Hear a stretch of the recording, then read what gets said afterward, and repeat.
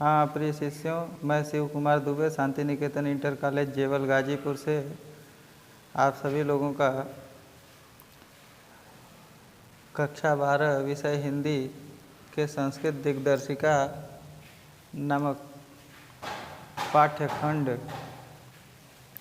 के अंतर्गत प्रकरण प्रथम पाठ जिसका नाम है भौजस्य औदार्यम, इसको लेकर के उपस्थित हुआ हूँ।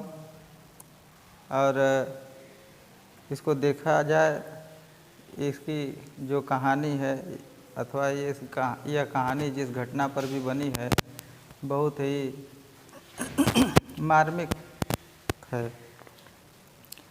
देखिए, इसमें भौजस्य औदार्यम इसका शीर्षक इसलिए दिया गया है क्योंकि इसमें महाराज भोज की उदारता जो है परिलक्षित होती है।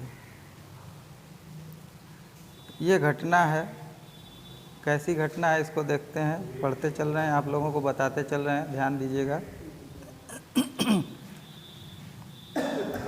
ततः कदाचित द्वारपाल आगत्य महाराजं भोज प्राह। कोई द्वारपाल आकर के महाराज भोज से कहता है, देव कौपिनावशेषो विद्वान द्वारी वर्तते। हे देव, जिसका केवल कौपिन ही शेष बचा है, ऐसा विद्वान द्वार पर स्थित है। इति मने ऐसा। राजा प्रवेश है। इति प्राह, राजा ने कहा प्रवेश कराइए।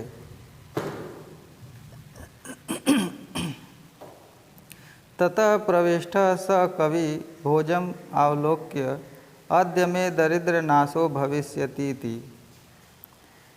इसके बाद वहाँ पर प्रविष्ट हुआ वह कवि भोज को देख करके, अद्य मने आज, में मने मेरा, आज मेरा दारिद्र्य नाश हो, दारिद्र्यता यानी दरिद्रता का नाश, भविष्यति अवश्य हो जाएगा।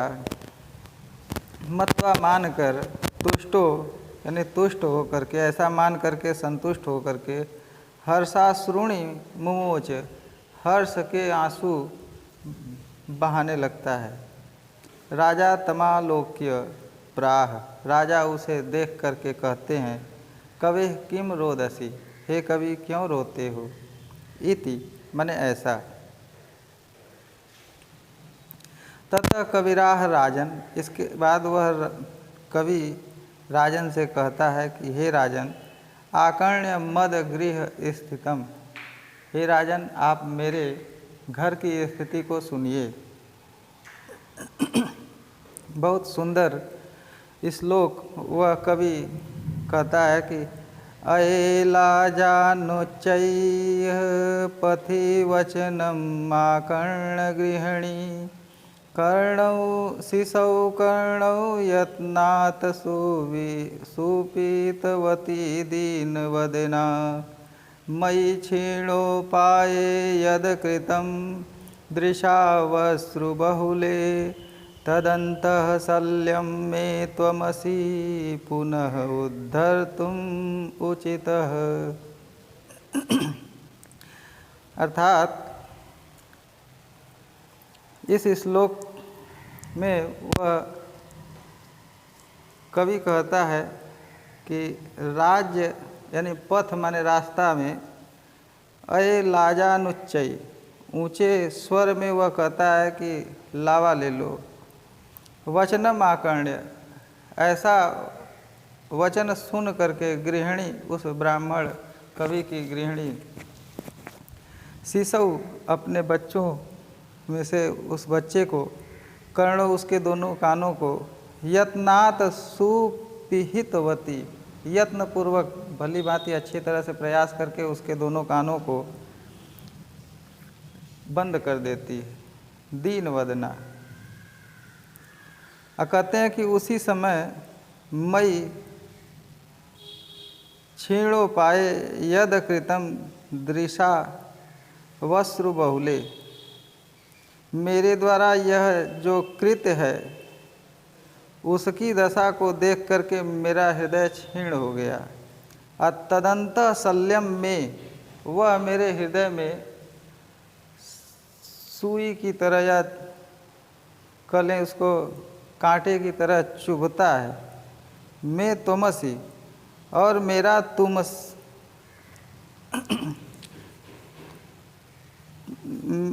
त्वम असी शब्द को विग्रह करेंगे तो त्वम धन असी हो जाएगा। मैं मने मेरा, त्वम मने तुम, असी मने हो, यानी मेरे तुम ही हो फिर से उद्धार करने के लिए उचित।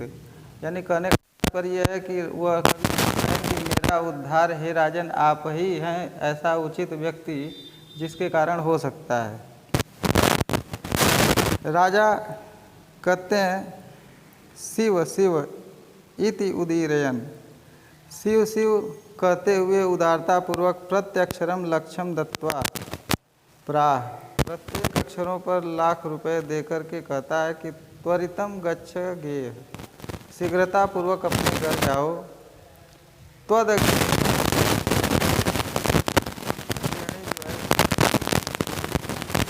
बाद अगला है कि अन्यदा भोजः श्री महेश्वरम नमितुम शिवालयम अभ्यगच्छत तदा कोऽपि ब्राह्मण राजानम शिव सन्निधौ प्राह देव। किसी अन्य बार भोज श्री माहेश्वर का नमन करने के लिए शिवालय में गए। तदा कोऽपि ब्राह्मण, वहाँ कोई ब्राह्मण राजानम सन्निधौ, राजा के समीप आकर के प्राह कहा देव अर्धम दानवैरिणा गिरिजाप्यर्धम शिवस्याहृतम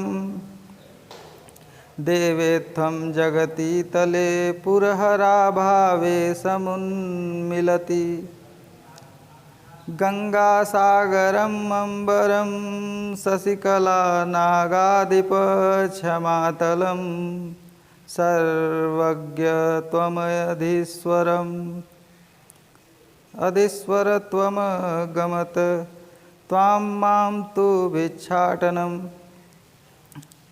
ये इसमें कहते हैं कि राजा के सामने कोई ब्राह्मण आकर के कहता है कि अर्धम दान वैरिणा, आधा